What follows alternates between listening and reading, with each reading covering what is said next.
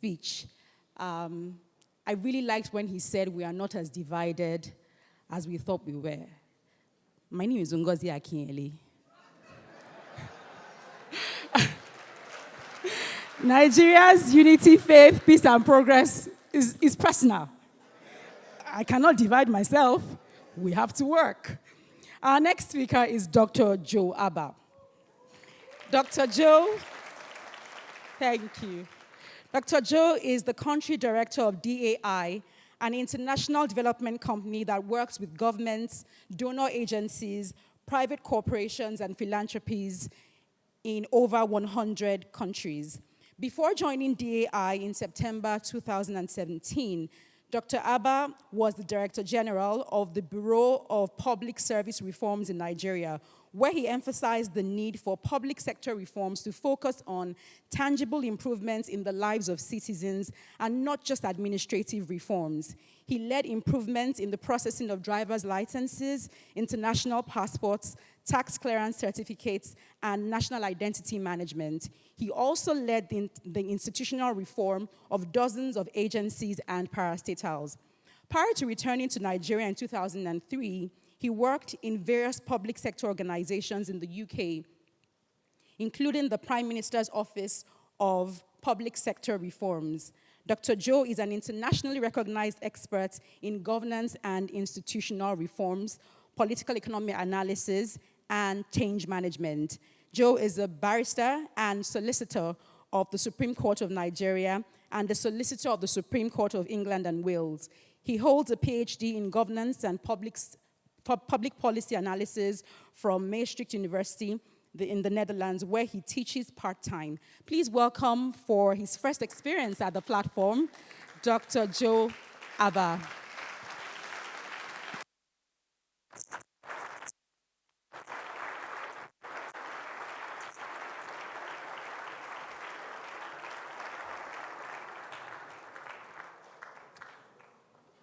Good morning. There is a kingdom called Wazobia.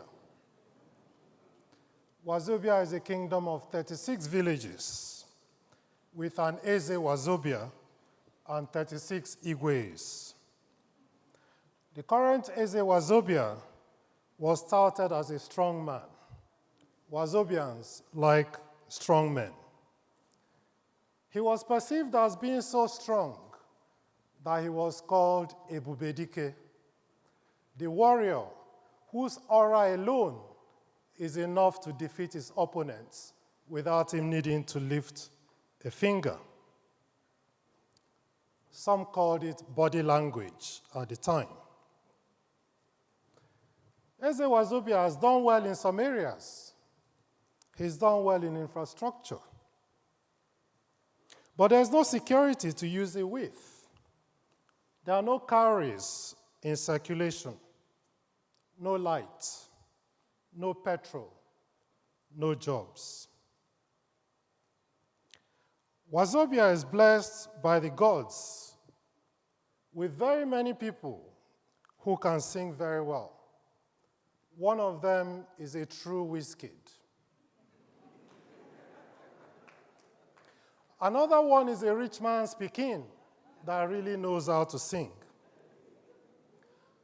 Yet a third one is a boy whose voice is recognized as being able to burn away all sorrow and get you doing the Atilogu dance.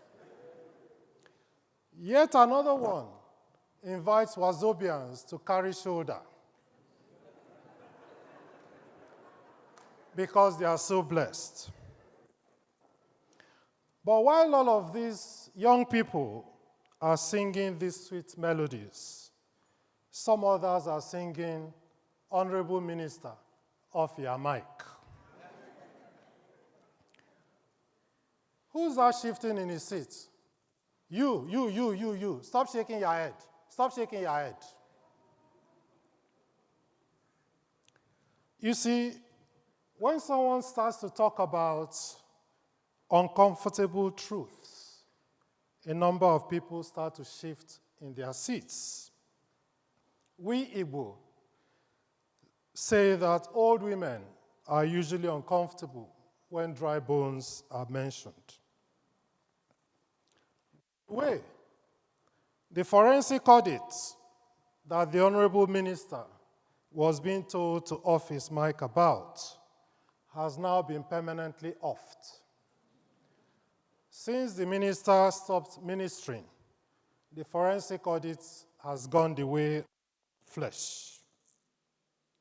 Wazobians have promptly forgotten and are focused instead on looking for their daily bread. Wazobia also has great sportsmen and women. One Wazobia woman can jump over hurdles faster than any woman who has ever lived. Her world record was announced to the world. The world record of 12.12 seconds for running 100 meters by a woman is held by Tobi Amusan of Nigeria.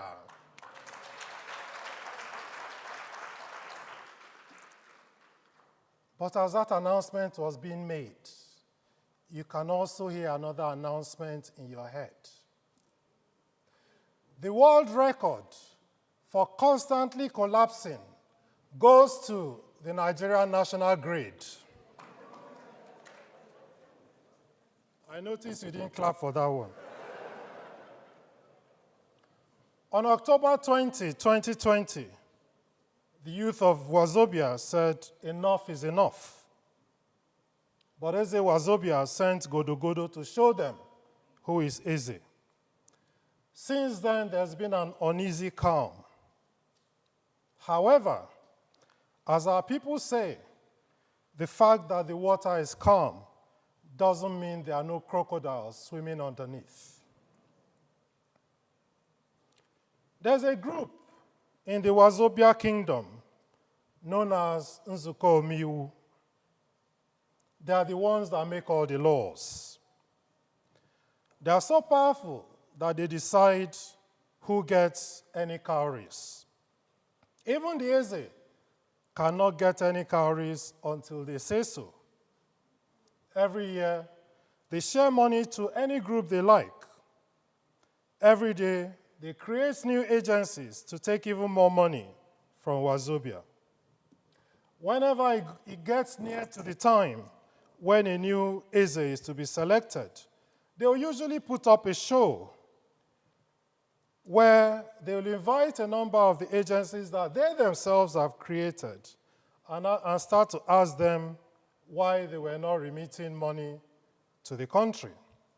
However, the ones that are dealing with most of the money, the ones managing the selling of our oil, the ones that collect billions of cowries for every canoe that enters into Wazobia, never seem to get invited.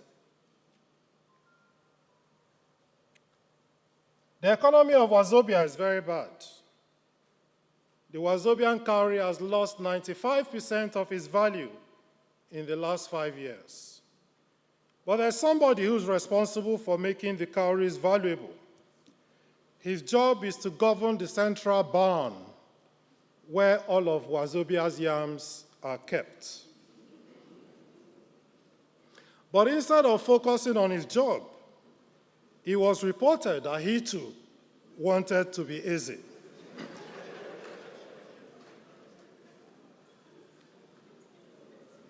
Indeed, there are those that report on the value of the Wazobian cowries. He went on national television and said, "Come, let's fight." I'm talking about the person whose responsibility is to govern our national barn. Nah, man. Wow, Papa, man, yo. There's insecurity everywhere. Some people in the northeast part of the kingdom want to take Wazobia back to the Stone Ages. Some bandits in the northwest are kidnapping Wazobians for cowries. They now control large parts of northwestern Wazobia and are even said to be demanding their own polling booths when Wazobians come out to choose their next 𝐬𝐶𝐬𝐬. In the west, they are killing people going to worship. Some of those in the southeast that rightly or wrongly feel that they have been unfairly treated have turned into full-blown terrorists and criminals that are determined to copy the insurgents in northeastern Wazobia.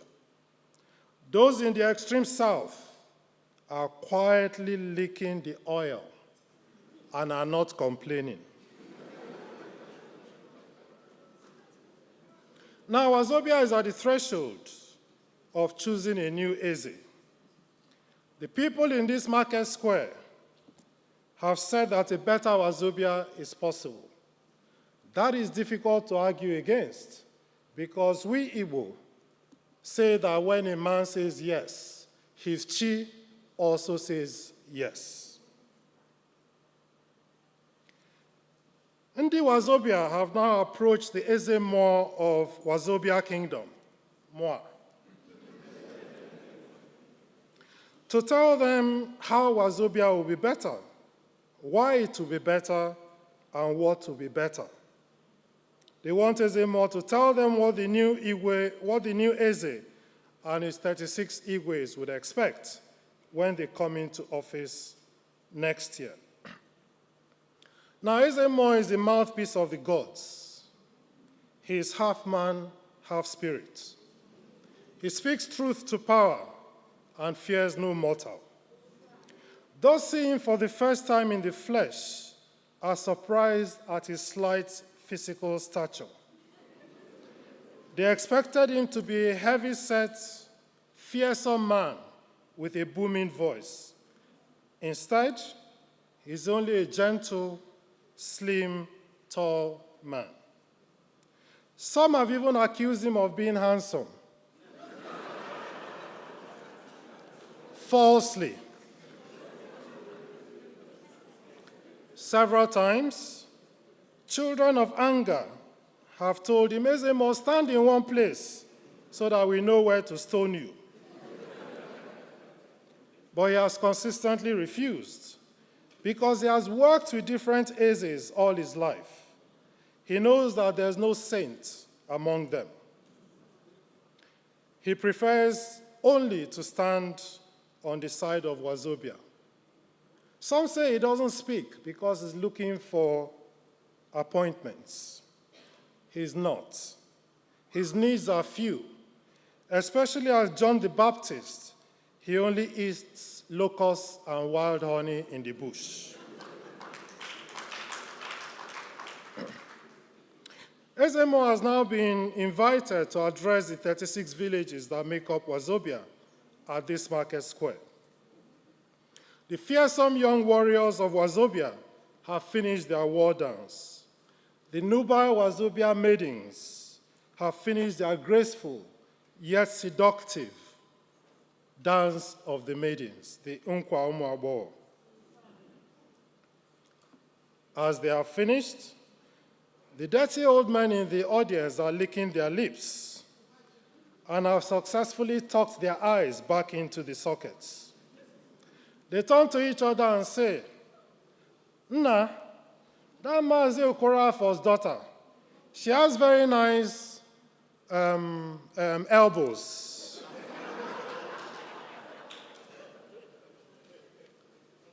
𝐬𝐶𝐬𝐬 brings out his snuff box and taps it gently. He inhales a pinch of snuff and sneezes loudly. Chwa! Everyone says, 𝐬𝐶𝐬𝐬𝐬, you will live long. 𝐬𝐶𝐬𝐬 pauses for effect. His countenance suddenly changes as he casts his big eyes over the entire market square. The market square falls completely silent in anticipation of what he might say. Wazobia kwenu, he thundered. Kwenu, he thundered. Kwezono. Equally dramatically, his voice softens into that of a man that carries a lot of pain in his heart, but says very little. He starts. When we gather in the moonlit village square, it is not because of the moon. Every man can see that, and every woman can see that from his or her own compound. We gather because it is good as kinsmen to gather together to discuss the issues facing Wazobia and find ways to address them. So on this Independence Day, at this market square, let us pause and applaud the Covenant Church for bringing us together on this Nzukọ Ụmụnna gathering.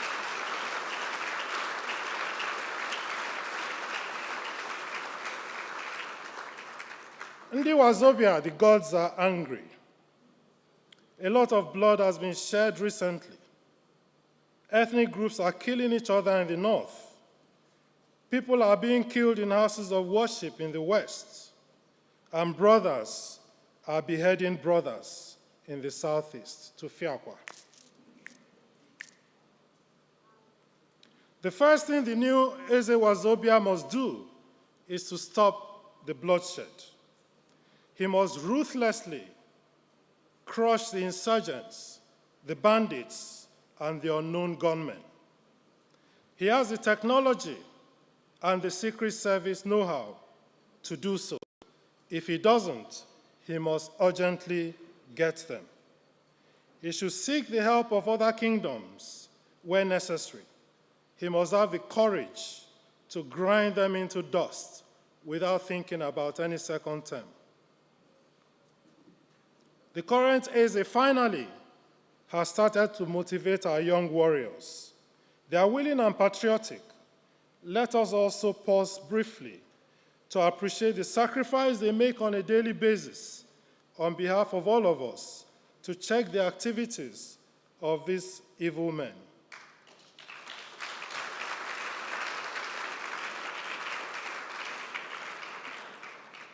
The next Eze must maintain and even accelerate this progress that is finally being made.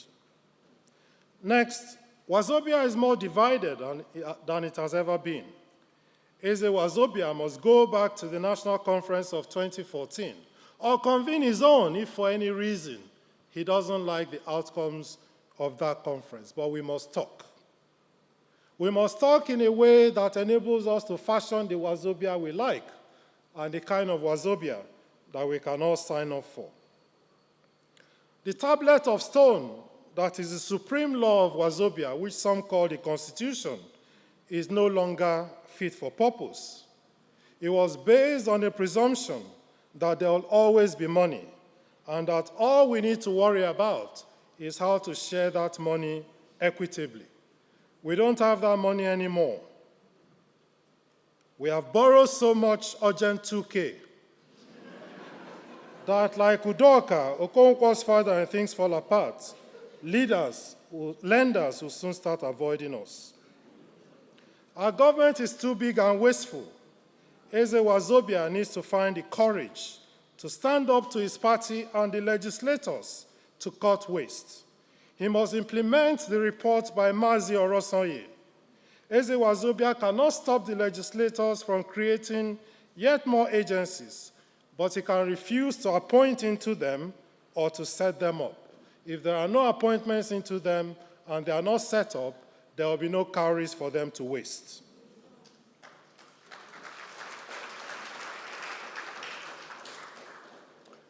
The people of Wazobia have nothing to eat because the cost of garri and rice, their staple food, has gone through the thatched roof. Even pomo, ordinary leather that people are boiling to eat, is no longer affordable.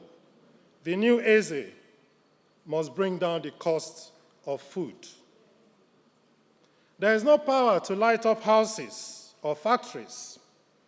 Even the power to perform manly duties at home have been sapped by hunger. The new 𝐏𝐨 must focus on power. Without power, Wazobia will continue to suffer arrested development. It can be done. Other kingdoms that have power don't have two heads. Corruption has gone haywire. Body language no longer works. The falcons can no longer hear the falconer. 𝐁𝐞𝐭 the bird no longer perches, and the hunter has not found a way to shoot at him without missing. The 𝐏𝐨 must now get a bazooka gun to fight corruption, because without that, Wazobia will never develop. Many have asked 𝐏𝐨 to tell them to consult the gods and tell them who will become the next 𝐏𝐨 of Wazobia. 𝐏𝐨 has not yet consulted the gods. He no longer accepts schnapps and white fowl. The gods, too, are now demanding an oil block. He says to those that ask, "We know that tomorrow is pregnant. What we don't know is what he will give birth to." All that 𝐏𝐨 will say for now is that the decision lies in the hands of the youth of Wazobia and will depend on whether or not they go out to collect their PVCs and actually come out on election day to vote. Wazobia is currently in a very bad shape. Nothing seems to be working. Worst of all, even the one thing that Wazobians always had, which was hope, now seems to have been lost. The youth of Wazobia are deserting the kingdom in droves.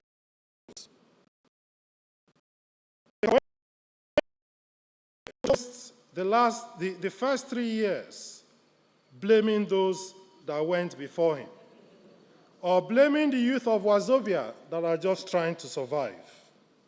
A lazy farmer blames the cutlass he inherited from his father, and the hoe that him and his wife fashioned together in the other room. He was chosen to fix the problems, and fix them he must. He must also provide inspiration and hope, and that is best done by what my ancestor, Onye Chinua Achebe, called the challenge of personal example. And that includes using the local hospital next door to this venue rather than going to other kingdoms that have solved their own problems.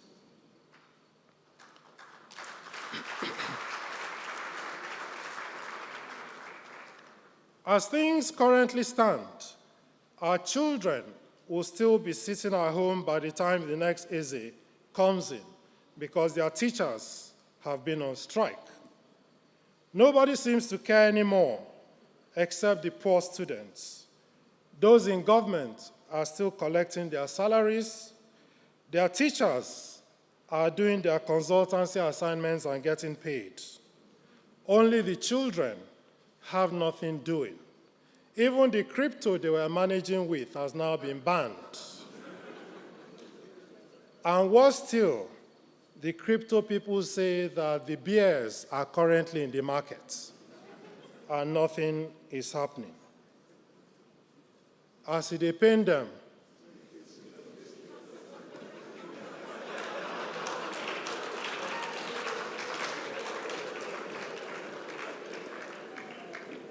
but as they pain us, it is sweet them. The new 𝐏𝐨 must bite the bullet and put a permanent end to this 30-year-old nonsense of annual strikes. He must press the reset button and start afresh. The new 𝐏𝐨 must stop subsidizing petrol for the urban dwellers. And I say that this subsidy is for the urban dwellers because the rural dwellers have been paying the full price forever. The interstate transporters rely on diesel, which is not subsidized. Rather than subsidize for the few and the rich, the new 𝐏𝐨𝐬𝐬𝐢 should look at investing that money in subsidizing solar panels, in encouraging renewable energy to make sure that there is more power for many other people. The new 𝐏𝐨𝐬𝐬𝐢 must stop the stealing of our oil. If private petrol stations can have flow meters, the government can certainly have flow meters on our pipelines to check where our oil is being stolen. Civil defense alone cannot guide our pipelines. We need to use drones, run them.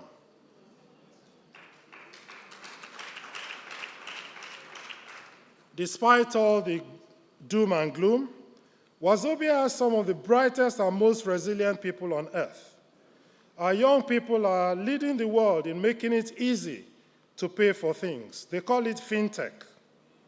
The new government must do everything it can to support the people doing those things that it cannot do by itself without getting in their way. So a better Wazobia is certainly possible. Why do I think so?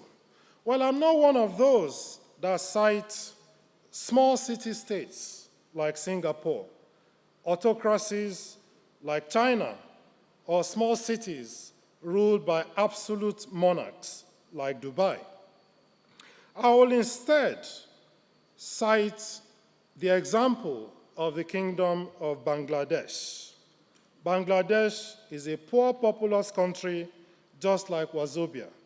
They have 165 million people.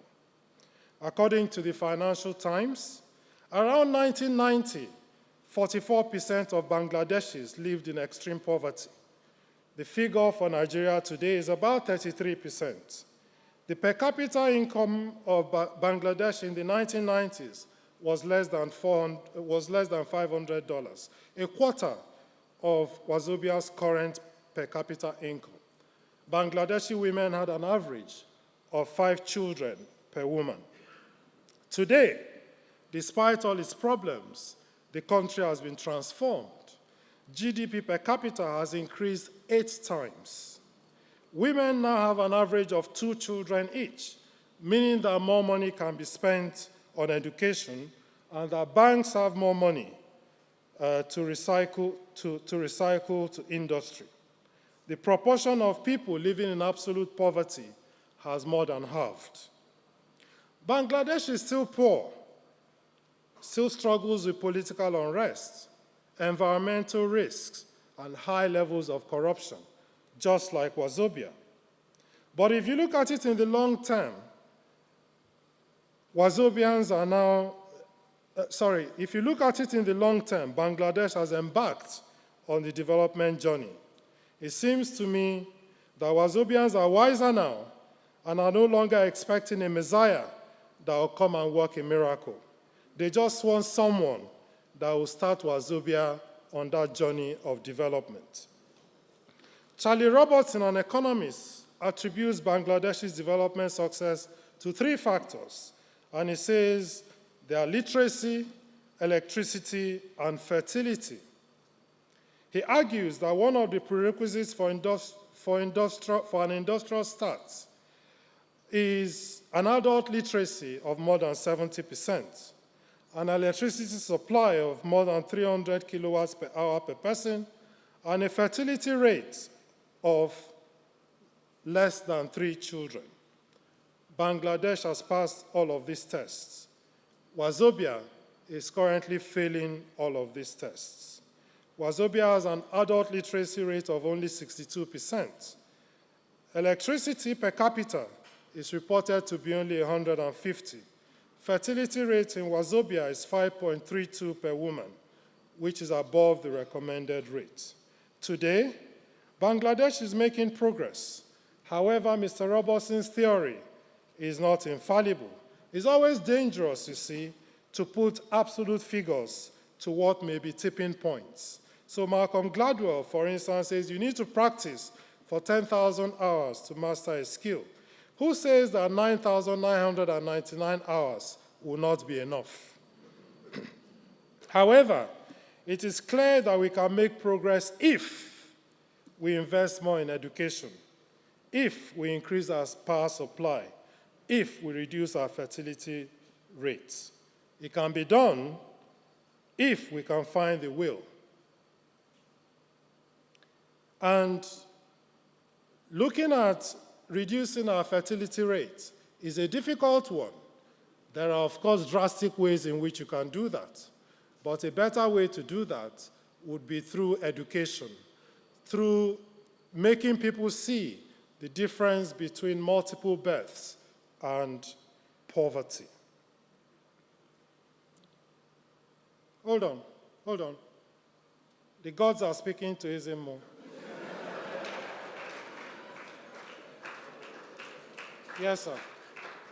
Yes, sir. Oh, the gods say the time is up. And 𝐏𝐶𝐬𝐬𝐢 must return to the bush now. He must obey or risk suffering death beneath his waist. Tufiakwa. But as he starts to go back to his stool, the people in the market square are chanting, 𝐏𝐶𝐬𝐬𝐢𝐻𝐿, 𝐏𝐶𝐬𝐬𝐢,